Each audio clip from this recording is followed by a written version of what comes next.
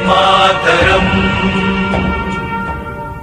वंदे मातरम। खुश रहो अहले वतन, हम अपना फर्ज निभा के चले, कभी बुझने ना देना उस आग को, आग सीनों में हम जो लगा के चले। सारे भाइयों राम राम। देखो सिचुएशन रोज की रोज और ज्यादा मुश्किल होती जा रही है और आप लोगों की जिंदगी और ज्यादा नरक बनने की तरफ डेली बढ़ रही है। और हम अभी तक अगर सोए हुए हैं और अगर अभी तक आप लोगों को नौकरी की, अपनी सेविंग्स की और अपने टाइम की और अपने आराम की चिंता है ना, तो यकीन मानिए आप अपने बच्चों को नरक के दरवाजे की तरफ धकेल रहे हो रोज, हर पल प्रतिपल। सरकारें पूरी कोशिश कर रही है कि आपको लगातार रगड़ा जाए और ऐसे कानून बनाए जाएं कि आप बोल भी ना पाओ, ना अपने बच्चों के लिए ना अपने लोकतांत्रिक अधिकारों के लिए। इसका एक ही रास्ता है, बिना किसी चीज की परवाह किए इस न्यू वर्ल्ड ऑर्डर के खात्मे के लिए निकलिए। ये जो फास्टैग का है, टोल टैक्स का है, गुंडा टैक्स का है, लॉकडाउन का है, नए नए वेरिएंट का है, ये जो रोज की रोज टेलीविजन पे ड्रामा आ रहा है, इस मीडिया का प्रोपेगेंडा है, युद्ध है, महंगाई है, पेट्रोल डीजल के रेट है, ये सब उसी गेम प्लान का हिस्सा है जो इसको समझाते आ रहे हैं। आने वाले टाइम में आपको अगली तीसरी देने के लिए ये लोग तैयार बैठे हैं जबरदस्ती करने के लिए। और इसलिए नेशनल हेल्थ बिल लाया जा रहा है जिसके अंदर सरकार को जबरदस्ती मतलब आप लोगों को जबरदस्ती क्वारंटाइन करना, आप लोगों को जबरदस्ती टेस्ट करना, आपको जबरदस्ती कोई इलाज देना, आपके शरीर में कोई केमिकल डालना, सब कुछ शामिल है। तो आप अपने बच्चों के साथ ऐसा होते हुए अपनी आंखों से देख पाओगे क्या? और अगर आप इसके लिए तैयार नहीं है तो भाई आप घर से निकलिए। हम जिला जिला जा रहे हैं, आप थोड़ा घर से निकल के 20-30 किलोमीटर तो आ जाइए। मैं आप लोगों से रिक्वेस्ट कर रहा हूं, किसी काम नहीं आएगा आपका पैसा, एक परसेंट भी काम नहीं आएगा। आप यकीन मानिए, ये धन दौलत, ये रेपुटेशन, ये जब आपका शरीर ठीक नहीं होगा, जब आप बीमार रहेंगे, आपके बच्चे जो है वो ताउम्र इस ड्रग कंपनियों के गुलाम बन जाएंगे, या फिर आपको इंटरनेट का गुलाम बना दिया जाएगा, या फिर आपके बच्चों को गेम्स का गुलाम बना दिया जाएगा, स्कूल खत्म हो जाएंगे, नौकरियां खत्म हो जाएंगी, सारे सरकारी डिपार्टमेंट बिक जाएंगे, आपके बच्चे जिएंगे किसके बहाने? मतलब YouTube पे वीडियो बना के जिएंगे क्या वो? या अब आने वाले टाइम में YouTube पे वीडियो देखने के पैसे मिला करेंगे वो लोग, ऐसा कह रहे हैं। तो मतलब अपने बच्चों को हम ये डालेंगे क्या आदत? तो भाई इस मेटा से निकालिए, इन गेम से निकालिए, इस न्यू वर्ल्ड ऑर्डर से अपने बच्चों को बचा लीजिए, जिसको लाने के लिए पूरा कोशिश कर रही है हर मुल्क की सरकार, हर राज्य की सरकार। कांग्रेस भी इतना ही जोर लगा रही है, अपना केजरीवाल भी इतना ही जोर लगा रहा है, अपना हुड्डा भी इतना ही जोर लगा रहा है, अपना नरेंद्र मोदी तो गुलाम है ये उन लोगों का, इसको तो इसीलिए इस पद पे बिठाया गया था। ये तो जानबूझ के कर ही रहा है, इसको तो वैसे भी आदत है पुरानी, इसकी मतलब फितरत भी है, इसकी हिस्ट्री भी है, इतिहास है इसका, तो अपने ही लोगों की बलि लेने का। आपने गोधरा में देखा ही था। तो भाई इन अपने लोगों के साथ कुछ लोग कहते हैं सरकार हमें क्यों करेगी, क्यों करवाया था भाई गोधरा? फिर उसने वो जवाब मांग लीजिए ना आप उनसे, उनके पास जवाब नहीं होगा इसका। और ऐसे हर सरकार करवाती रही है। 84 का दंगा हो, चाहे जिस नाम पे आप लोगों को भटकाया गया था, चाहे रोहिंग्याज का मुद्दा हो, चाहे फिर वो कश्मीरी पंडितों का मुद्दा हो, चाहे वो मतलब आंदोलन कुचले जाने के टाइम पे पटेलों को बदनाम करने का हो, राजपूतों को बदनाम करने का, जाटों को बदनाम करने का हो, यादवों को बदनाम करने का हो, सब प्रोपेगेंडे सरकारें तो चलाती हैं। और इन प्रोपेगेंडा में आप उलझ जाते हो, आप असली मुद्दों से कहीं भटक जाते हो। तो प्लीज आप इन मुद्दों से भटके बिना कम से कम इंसानियत की खातिर एक बार आकर के सड़क पे उतर जाइए। मैं पिछले 16 महीने से कह रहा हूँ, इस देश में लोकतंत्र खत्म हो गया है। यहाँ पे संविधान को इन्होंने उठा के कचरे में फेंक दिए। ये इमरजेंसी चल रही है और ये वो इमरजेंसी है जो 70s में लगाई गई थी, उससे ज़्यादा खतरनाक है, क्योंकि ये हमेशा परमानेंटली इस देश से लोकतंत्र को ख़त्म करने की इमरजेंसी है। और इस देश से पूरी तरह से संवैधानिक अधिकार, आपके सारे अधिकार, सांस्कृतिक अधिकार, सामाजिक अधिकार, जितनी स्वतंत्रताएं हैं, सबको ख़त्म करने का ये काम चल रहा है। इस देश में इस समय सैकड़ों आंदोलन चल रहे होते। अगर ये इमरजेंसी ना होती तो सैकड़ों आंदोलन, बच्चों की स्कूल कॉलेजेस बंद है उनके भी आंदोलन चल रहे होते, जिनके रोजगार गए उनके भी आंदोलन चल रहे होते, इन आपके रेडी पटरी पे अपने सामान बेचने वाले उनके भी आंदोलन चल रहे होते। कोई आंदोलन नहीं चलने दिया जा रहा, सारे आंदोलन की आवाज़ को दबाया जा रहा है, डेमोक्रेसी को ख़त्म किया जा रहा है, स्कूल कॉलेजेस बंद किए हुए हैं, लोगों के काम धंधे चौपट कर दिए हैं और लोगों को जहरीले टीके लगाए जा रहे हैं। तो इस देश पे अभी जो कब्जा हो चुका है वो बिल गेट्स का कब्जा हो चुका है, वर्ल्ड इकोनॉमिक फोरम का कब्जा हो चुका है और दुनिया के जितने बिलियनियर्स हैं, बदमाश बिलियनियर, क्रिमिनल्स, उनके गिरोह ने कब्जा किया हुआ है इस देश पे। और जो लोग नजर आ रहे हैं सत्ता पे, मोदी हो या कोई और हो, ये कारिंदे हैं, ये दलाल हैं, इन्होंने सबने पैसे खाए हुए हैं, चाहे वो बीजेपी हो चाहे कांग्रेस हो। इन्होंने बिल गेट्स को जैसे लोगों को तो गवर्नमेंट के अंदर घुसा रखा है, रिपब्लिक ऑफ इंडिया पे कब्जा हो गया, बिल गेट्स का, रॉकफेलर का, रॉथस्चाइल्ड का, इन लोगों का कब्जा हो चुका है। और ये public health foundation of India इन्होंने बनाई थी 2006 में, जिसमें इन्होंने बिल गेट्स को घुसाया, वेलकम ट्रस्ट को घुसाया, रॉकफेलर को घुसाया, वर्ल्ड इकोनॉमिक फोरम को घुसाया और उन्होंने भारत के पब्लिक हेल्थ पे भी कब्जा किया। और अभी ये जो कोरोना का षड्यंत्र हम देख रहे हैं, एक मेडिकल मार्शल लॉ भारत पे लगा हुआ है, ये उसी की देन है जो ये 14-15 सालों में इन्होंने कब्जे कराए भारत सरकार के ऊपर, लोकतंत्र की हत्या करवाई गई है।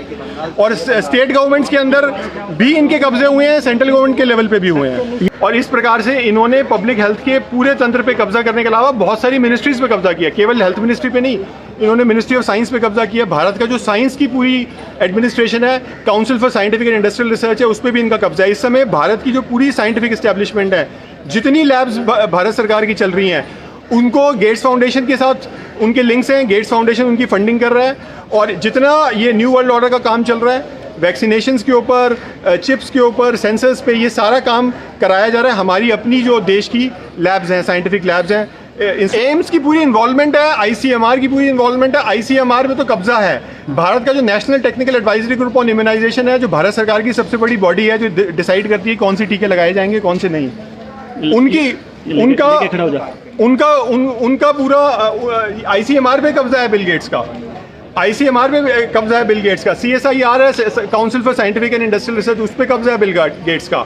तो जितनी लैब्स आपकी चल रही हैं, ये इंडियन इंस्टीट्यूट ऑफ साइंस है, उसमें बहुत सारे प्रोजेक्ट्स की फंडिंग कर रहा है बिल गेट्स। तो पूरी साइंटिफिक एस्टेब्लिशमेंट पे इनका कब्जा है, मिनिस्ट्रीज पे कब्जा है, मिनिस्ट्री ऑफ हेल्थ पे कब्जा। पूरा खेल है जो कोरोना का फ्रॉड भारत पे थोपा गया, उसके अंतर्गत ये सारे प्लानिंग हो चुकी थी। और ये इनका मकसद है एक ग्रेट रीसेट का, न्यू वर्ल्ड ऑर्डर का, एक पूरी ट्रांसफॉर्मेशन का। ये चाहते हैं कि ये पूरी इनफॉर्मल इकोनॉमी को भारत की तबाह करना चाहते थे, जो कि इन्होंने करके दिखाया। जो इनका एजेंडा पहले से चल रहा था, डीमोनेटाइजेशन से जो स्टार्ट हुआ 2016 से, जो डीमोनेटाइजेशन किया गया, नोटबंदी की गई, और ये पूरी प्लानिंग जो है ये वर्ल्ड इकोनॉमिक फोरम की प्लानिंग है। और वर्ल्ड इकोनॉमिक फोरम ही इन्वॉल्व है कोरोना के को फ्रॉड के अंदर भी। आपने सुना होगा इवेंट 201 हुआ अक्टूबर 2019 में, उसके अंदर गेट्स फाउंडेशन और वर्ल्ड इकोनॉमिक फोरम इन्वॉल्व था, जॉन हॉपकिंस यूनिवर्सिटी इन्वॉल्व थी। इन्होंने पूरी ड्रेस रिहर्सल की कि ऐसे दुनिया में पेंडेमिक आएगा और ऐसे हम उसका रिस्पॉन्ड करेंगे और गवर्नमेंट्स को मिलाएंगे, ये प्रोपेगेंडा किया जाएगा, जनता को डराया जाएगा और जो भी इसके खिलाफ बोलेगा उसकी इन्फॉर्मेशन को सोशल मीडिया से हटाया जाएगा। ये सारी प्लानिंग हुई थी इवेंट 201 में, अक्टूबर 2019 में हुआ था। हाँ। ये न्यूयॉर्क में, जिसके अंदर वर्ल्ड इकोनॉमिक फोरम इन्वॉल्व थी, जिसमें गेट्स फाउंडेशन इन्वॉल्व थी, जिसमें जॉन हॉपकिंस यूनिवर्सिटी इन्वॉल्व थी। तो इन्होंने पूरी प्लानिंग पहले से कर रखी थी और ये कोरोना का झूठा पेंडेमिक दुनिया पे थोपा गया, भारत की इकोनॉमी को क्रैश किया गया लॉकडाउन्स के जरिए, और एक पूरी इनफॉर्मल इकोनॉमी हमारी डिस्ट्रॉय कर दी गई। और ये दहशत का तब से बाजार गर्म है और लोगों में दहशत फैला के उनको ये कह के कि, और फर्जी RT-PCR टेस्ट, ये बिल्कुल फर्जी RT-PCR टेस्ट है।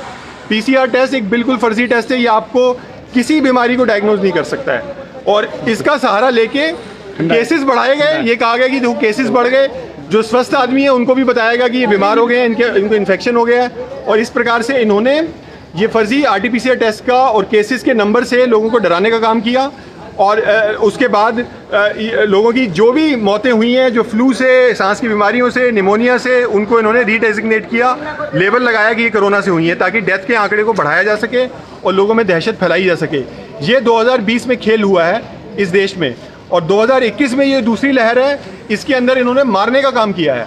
इसके अंदर इन्होंने लोग टीकों से मरे हैं, लोग गलत हॉस्पिटल के प्रोटोकॉल से मरे हैं, गलत ट्रीटमेंट से मरे हैं, जो गलत दवाइयाँ उन्हें दी गई हैं, रेमडेसिविर जैसे इंजेक्शन उन्हें लगाए गए, उनसे लोग मरे हैं।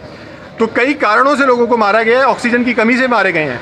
यहाँ तक कि यूपी में हमें ऐसी खबरें मिली हैं ऑक्सीजन हटा के मारा गया कि ऑक्सीजन हटा के भी लोगों को मारा गया। जैसे अस्पतालों में टारगेट दी गई कि आपको इतने मारने ही है रोज, तो आपको कई तरीकों से मारा गया है। वैक्सीनों से इस समय हमारा ये अनुमान है कि भारत में लाखों लोग ऑलरेडी मर चुके हैं। जहाँ पे भारी टीकाकरण हुआ है, टीके लगने के बाद जो लोगों की मौतें हुई हैं, इन आंकड़ों को सरकार छुपा रही है, बल्कि इनको ऑफिशियल रिकॉर्ड में भी एंटर नहीं किया जा रहा है। तो इस साल 2021 में दूसरी लहर में इन्होंने टीके लगा के लोगों को मारा है, गलत ट्रीटमेंट से लोगों को मारा है, गलत दवाइयाँ दे के लोगों को मारा है, मास्क लगा के जो हाइपोक्सिया हुआ है, ऑक्सीजन की कमी हुई है, कार्बन डाइऑक्साइड की जो उनकी बॉडी में ज्यादती हुई है, उससे लोग मरे हैं। इन कारणों से लोग मरे हैं। ऑक्सीजन लोगों की रोकी गई है, ऐसे लोगों को मारा गया है ताकि कोरोना मौतों का आंकड़ा बढ़ाया जा सके और दहशत का बाजार गर्म रहे।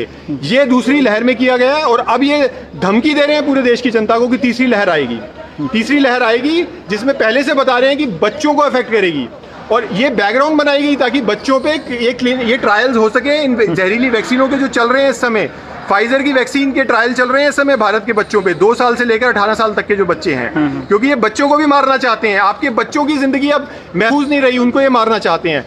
जो प्लानिंग की गई है स्टेट गवर्नमेंट की तीसरी लहर के लिए, उसमें इन्होंने पीडियाट्रिशियंस को बुलाया जो चाइल्ड हेल्थ स्पेशलिस्ट होते हैं, आंगनवाड़ियों से इन्होंने सलाह की, क्योंकि इनकी पूरी प्लानिंग है कि बच्चों ये दहशत फैलाई जाए, बच्चों के आर्टिफिशियल फर्जी टेस्ट करके ये दिखाया जाए कि बच्चों को कोरोना हो रहा है, और ताकि बच्चों को टीके लगाए जाए और बच्चों को मारा जा सके। खेल क्या है? वैक्सीन का खेल ये है कि पूरी दुनिया में ये वैक्सीन पासपोर्ट इनको इम्पोज करने हैं कि आपकी ज़िंदगी, आप अपनी पब्लिक लाइफ आपकी बंद कर देंगे, ये आपको घरों में बंद कर देंगे जब तक आप टीका लगवा के आपका वैक्सीनेशन स्टेटस आप येस नहीं दिखाते।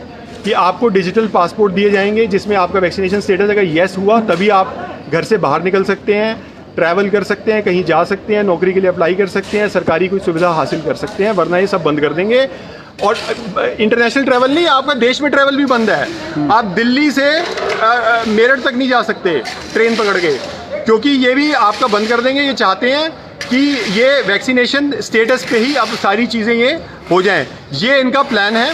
और ये बाद में चल के जो आपके जितने डिजिटल ट्रांजैक्शन है, कोई भी चीज़ आप खरीद नहीं सकते, ये एक ही आपका डिजिटल पासपोर्ट बन जाएगा जिससे आप सारी पेमेंट करेंगे, क्योंकि ये कैशलेस सिस्टम लाना चाहते हैं, ये नोटबंदी करना चाहते हैं, जिससे आपका जिंदगी का पूरा कंट्रोल जो होगा ये डिजिटल इकोनॉमी, मतलब यू वांट टू से बड़े बैंकों के पास पहुंच जाएगा। डिजिटल इकोनॉमी मतलब तो इतना ये खतरनाक एक खेल चल रहा है न्यू वर्ल्ड ऑर्डर का, और ये बहुत यूरोपियन यूनियन में अनाउंस हो चुका है। ये जो डिजिटल पासपोर्ट है, वैक्सीन पासपोर्ट हैं, ऑस्ट्रेलिया में ये अनाउंस हो चुका है, तो ये ऑलरेडी रोल आउट होना शुरू हो चुका है। और भारत के अंदर ये खतरनाक स्थिति आ चुकी है कि ये कह रहे हैं कि वैक्सीनेशन सर्टिफिकेट पे ही डिपेंड करेगा कि आपको कोई भी सुविधा चाहिए। आज के समय में दुनिया की इकोनॉमी को इन्होंने कोलैप्स कर दिया। ये जो क्रिमिनल गिरोह है वर्ल्ड इकोनॉमिक फोरम का, जिसमें बिल गेट्स बैठा है, रॉकफेलर बैठा है, रॉथशाइल्ड बैठा है, इन्होंने दुनिया की इकोनॉमी को कोलैप्स कर दिया।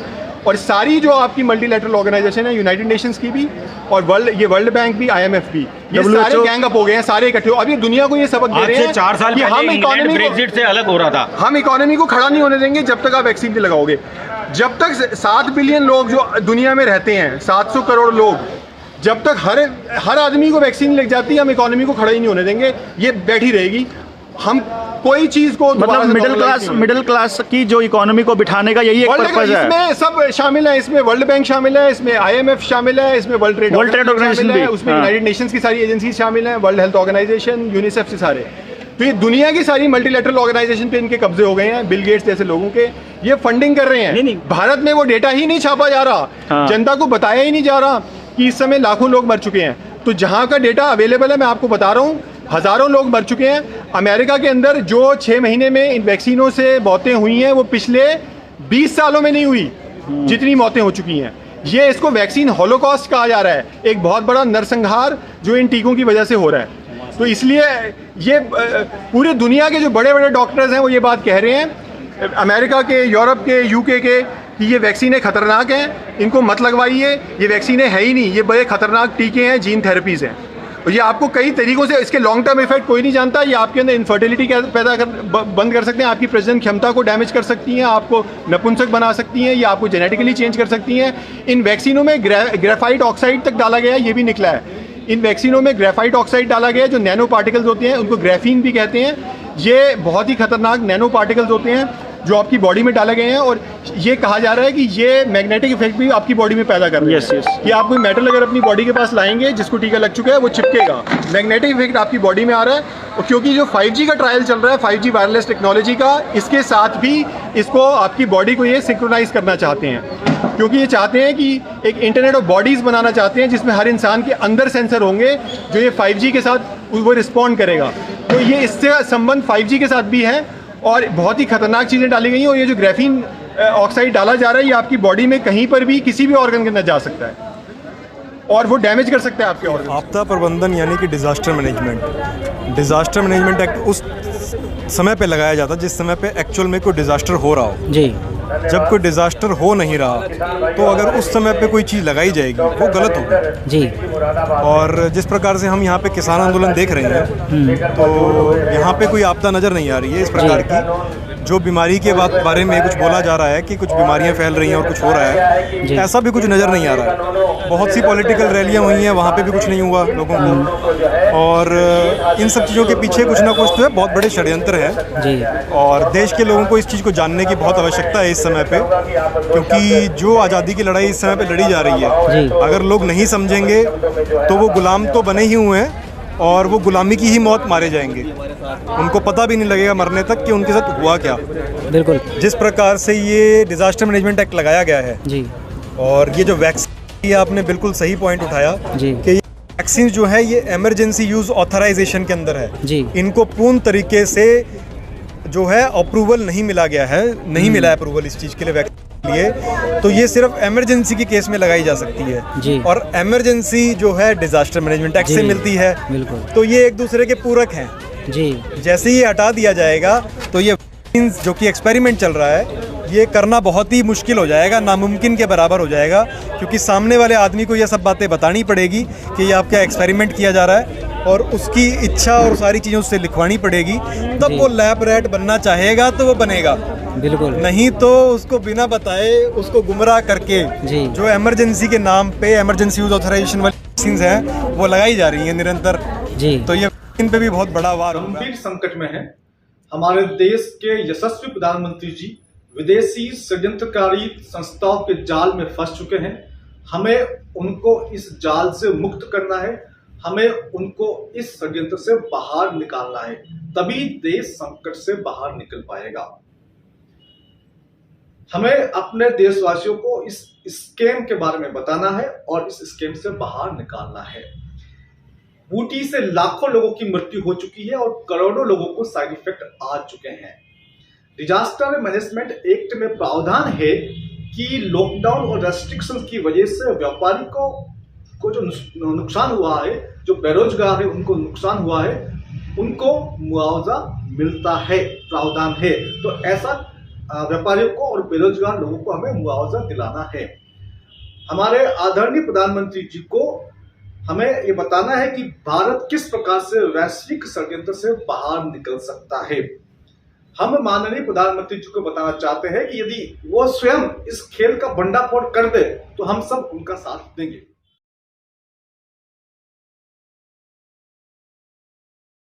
मैं हूं आशुतोष पाठक।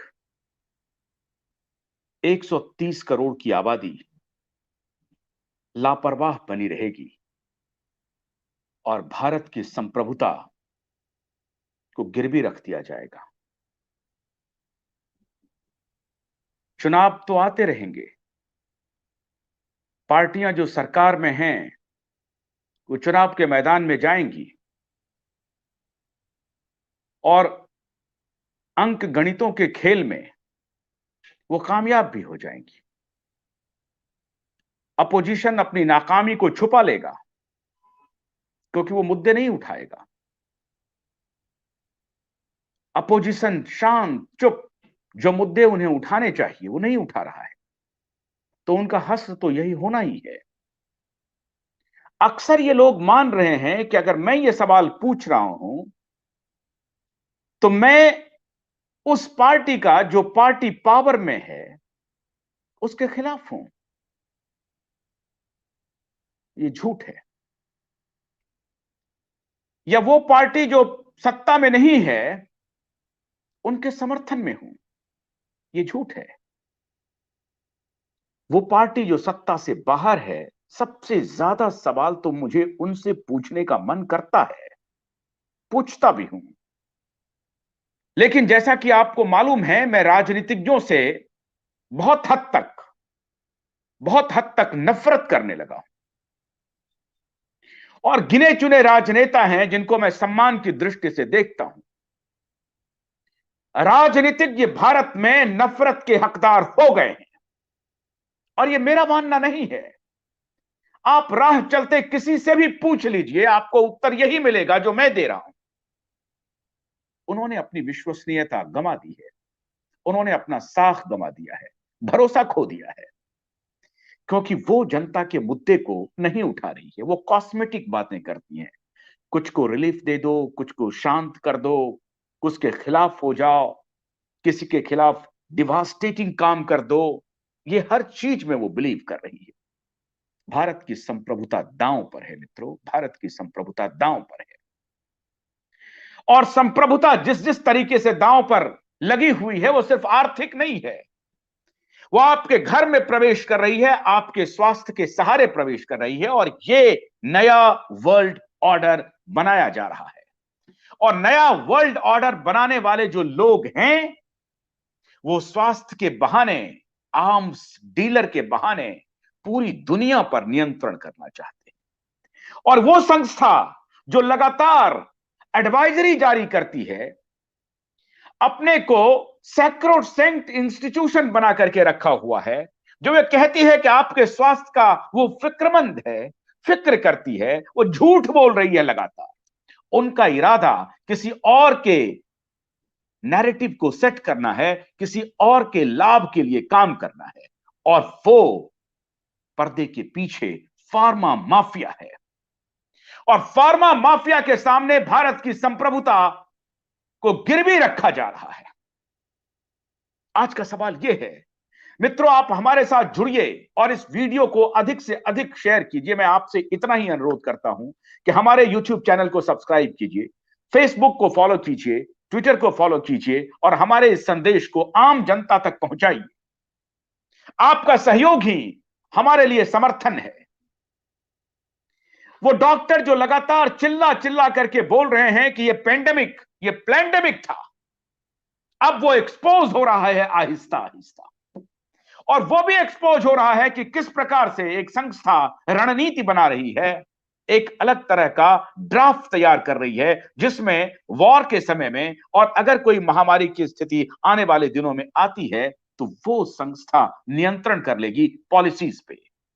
दुनिया भर की सरकारों को उनकी पॉलिसी माननी पड़ेगी। इसका मतलब सॉवरेन सरकार का अस्तित्व खत्म हो जाएगा। फिर वो डराया जाएगा कि आपके स्वास्थ्य की जिम्मेदारी उस संस्था के ऊपर है। ह्यूमैनिटेरियन ग्राउंड पर कहा जाएगा और हमारे बुद्धिजीवी लोग, हमारे सो कॉल्ड बुद्धिजीवी, उनके इस भाव को हूबहू एक्सेप्ट कर लेंगे, जैसा कि उन्होंने ये पर्दा लगाने पर एक्सेप्ट किया था। और जब कोई नहीं लगाता था तो उनको हिकारत की नजर से देख रहे थे, उनको कह रहे थे you are not following science, we are following science, we are protecting ourselves and therefore we are protecting you, which is not true. मित्रों, आज स्वागत कीजिए हमारे पैनल में। आज बहुत बड़े बड़े डॉक्टर हैं जो हमारे साथ लगातार हमारे इस अभियान में जुड़े हुए हैं। और मैं आपको वचन देता हूं कि इस अभियान को मैं रोकने वाला नहीं हूं, चाहे कितनी भी बड़ी सत्ता क्यों ना हो। NockingNews.com में भारत की संप्रभुता पर समझौता नहीं होगा। ये कॉम्प्रोमाइज्ड एक नया कानून आ गया है टीकाकरण पे, या कहें कि टेस्ट पे, या कहें कि देश में महामारी को लेकर एक नया कानून जो आया है, वो नया नहीं है लेकिन फिर भी अब नया है। और इस कानून में बहुत सारी ऐसी बातें हैं जिनको लेकर चिंता व्यक्त की जा रही है, क्योंकि जितनी भी आपने आज़ादी की बातें की हैं कोरोना के दौरान, वो बातें अब शायद आप ना कर पाएँ, क्योंकि इस कानून में बहुत सारी ऐसी बातें जो चौंकाने वाली हैं, जो आपको चकित कर देने वाली हैं, जो चिंतित कर देने वाली हैं। जो नया कानून केंद्र सरकार लेकर आ रही है उस कानून का नाम है public health prevention control and management of epidemic bioterrorism and disasters bill. गौर कीजिएगा 2017 2017 में ये बिल सरकार ने संसद में रखा था और ये बिल अब सरकार इस पे अमल शुरू करने वाली है, इसको पास करने वाली है। ये बिल इससे पहले एपिडेमिक डिसीज़ एक्ट था 1897, उसको ये बदल के लाए हैं क्योंकि बीबोनिक प्लेग उस वक्त आया था, उसके दौरान ये एक्ट बना था, उसको बदल के ला रहे हैं। और ये एक्ट पूरी दुनिया में जब महामारी को लेकर तैयारियां चल रही थी, देखिए कोरोना आया 2020 में, 2019 में एजेंडा 201 कॉन्फ्रेंस शुरू हुई और एजेंडा 201 में बाकायदा ये 2019 में हुई और उसमें पूरी दुनिया के हालात पर चर्चा हो रही थी कि अगर भविष्य में महामारी आई तो क्या होगा, उससे कैसे निपटना है। लेकिन उससे भी 2 साल पहले भारत में मोदी सरकार ने ये कानून बना के तैयार कर लिया था और इस कानून में क्या खास है ये आपको समझनी बहुत ज़रूरी है और वो इस देश के हर नागरिक को पता होना चाहिए, जागरूक नागरिक को और ख़ास तौर पे जो संविधान से प्यार करने वाला नागरिक है उसको। इसका जो ड्राफ्ट तैयार किया है वो national centre for disease control और directorate general of health services ने तैयार किया है। इसका सेक्शन 3 कहता है कि इसमें जो लोकल गवर्नमेंट है, स्टेट्स हैं, इसमें 4 लेवल पे पावर दी गई है। एक डीएम को पावर दी गई है, एक स्टेट गवर्नमेंट को दी गई है, एक पावर सेंट्रल गवर्नमेंट को दी गई है और ये इनको ये अधिकार दिया गया है कि आपको कौन सा एरिया इनको क्वारंटाइन करना है वो कर सकते हैं, किस एरिया को डिकंटेमिनेट करना है। अगर मान लो लगा कि इस एरिया में महामारी है, हमको उसको डिकंटेमिनेट करना है तो यहाँ पे जो कुछ करना है वो करेंगे, उसको कोई रोक नहीं सकता है। और इसके अलावा बहुत सारी चीज़ें जो आगे वाली हैं, आपको कब आइसोलेट करना है, कहाँ ले जाके आइसोलेट करना है, ये फैसला भी सरकार की ताकत है, पूरी ताकत है। वहाँ तक भी आप झेल लोगे, लेकिन ये कहता है कि आपको पकड़कर आपकी कंसेंट के बगैर सरकार आपका जो चाहे वो लैब टेस्ट करा सकती है। इसका प्रावधान इस बिल में किया गया है। इसके अलावा जो मेडिकेशन आपको देना हो महामारी से निपटने के लिए, वो देने का भी अधिकार सरकार को मिल गया है। यानी आपके तन पे आपका अधिकार फिर छिन रहा है। 2-3 दिन पहले अमित शाह संसद में बिल लेकर आए थे और उन्होंने कहा था कि भाई हम जिसकी चाहें उसका डीएनए सैंपल ले लेंगे, सिर्फ प्रिवेंटिव आधार पे कि हमको लग रहा है ये आदमी जो है आगे खतरा हो सकता है या कुछ हो सकता है, आगे जाके ये क्राइम कर सकता है, आगे जाके अपराध कर सकता है, आतंकवादी हो सकता है, हम इसका डीएनए टेस्ट ले लेंगे, इसकी पुतलियों के निशान ले लेंगे।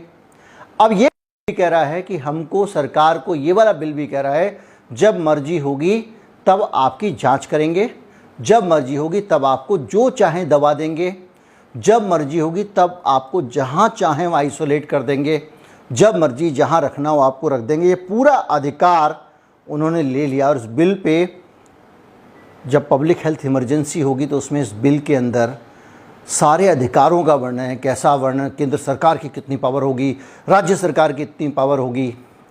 लेकिन जो हम और आप और हम हैं, हमारी ताकत क्या होगी, उसको लेकर इस बिल में कोई वर्णन नहीं किया गया, कोई बात नहीं की गई है। ठन ठन गोपाल, यानी आपका कोई अधिकार नहीं है। और इस बिल पे सबसे बड़ी कंट्रोवर्सी आ रही है सामने, वो ये आ रही है कि भाई संविधान में जो व्यक्ति का जीवन का अधिकार, अपना बहुत सारे जो संविधान के प्रोविजंस हैं जिन पे हम अक्सर बात करते रहते हैं, उन सारे के सारे अधिकारों को कंप्रोमाइज़ कर लिया गया है।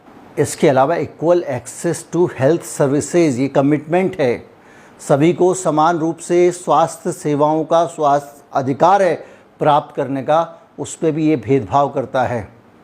और बहुत सारे ऐसे जो हेल्थ वर्कर हैं, जो दूसरे लोग हैं, उनके जीवन से जुड़े हुए जो मामले हैं, उनको लेकर भी, उनको मिलने वाली सुविधाओं को लेकर भी और उनकी सुरक्षा को लेकर भी ये बिल बहुत ज़्यादा गैर जिम्मेदार है। जिसकी चाहें उसकी ड्यूटी लगा सकते हैं, जहाँ चाहें वहाँ ड्यूटी लगा सकते हैं। तो ये सारा का सारा बिल जो कह रहे, देखिए ये अक्सर मैं कहता हूँ कि व्यापक हित में, आम लोगों के हित में, आम जनता के हित में काम करने के नाम पे आम जनता को ही ये लोग कहीं ना कहीं से पेल देते हैं। आम जनता के नाम पे आपने बिल लाया और आम जनता को ही कहीं ना कहीं नाप दोगे, कहीं पे भी क्वारंटीन कर दोगे, आम जनता को जो चाहे टीका लगा दोगे, चाहे वो एक्सपेरिमेंटल टीका हो, जो चाहे दवा दे दोगे, जहाँ चाहोगे भर्ती कर दोगे, हाँ जहाँ चाहे रेट डाल सकते हैं, जहाँ चाहे वहाँ अचानक पहुँचकर सिस्टम के लोग रेट डाल सकते हैं। आपके घर में जानवर पले हुए हैं, उनको जब चाहे तब सरकार मार सकती है महामारी के नाम पर। इतने सारे प्रोविज़न इस बिल में हैं और इस बिल की बहुत डिटेल में, कहीं निटिग्रिटी में जाएंगे तो आपको और कहीं ना कहीं आपको एक चीज़ का संदेश बहुत तगड़ा मिलेगा। वो ये मिलेगा कि इस देश में धीरे धीरे एक अथॉरिटेरियन स्टेट आ रही है, डेमोक्रेसी कमज़ोर होती जा रही है, आपके डेमोक्रेटिक राइट ख़त्म हो रहे हैं। कभी किसी कानून के नाम पे, कहीं किसी ना कानून के नाम पे 25 बिल हैं जिनके आधार पर आज भी आप जो है वो काबू कर सकते हो महामारी को। लेकिन उसके बावजूद सरकार को हर चीज़ में एक स्ट्रॉन्ग कानून चाहिए। उस स्ट्रॉन्ग कानून के ज़रिए लोगों के अधिकारों के ऊपर अपनी ताकत चाहिए और उस ताकत को वो अपने पास इकट्ठा करती जा रही है। किस दिन के लिए कर रही है आप भी कल्पना कर सकते हैं, मैं भी कर सकता हूँ। इसलिए जागरूक होने की बहुत ज़रूरत है। और ये ध्यान भटकाने वाले मुद्दे होते हैं ना कि एक दिन एक इशू उठाओ ट्विटर पे, हल्दीराम का पैकेट, और उस दिन 2 रुपये पेट्रोल बढ़ा दो। एक दिन एक कोई मसला उठाओ, देश को उसमें उलझाओ, सारे विपक्षी सत्ता पक्ष उसमें घुस जाते हैं, फिर एक आज़ादी छीन लो। ये सिलसिला चल रहा है। इसलिए सावधान रहने की ज़रूरत है कि जो सीधे आर्थिक विषय हैं, रोटी कपड़ा मकान से जुड़े हुए विषय हैं, हमारी ज़िंदगियों से जुड़े हुए विषय हैं, शिक्षा का विषय, स्वास्थ्य का विषय है, उसके अलावा जो भी बात है उसको इग्नोर करो, उससे कोई फ़र्क नहीं पड़ रहा, हमको उलझाने के लिए है। कर चले हम फिदा जानो तन साथियों, अब तुम्हारे हवाले वतन साथियों। कर चले हम फिदा जानो तन सा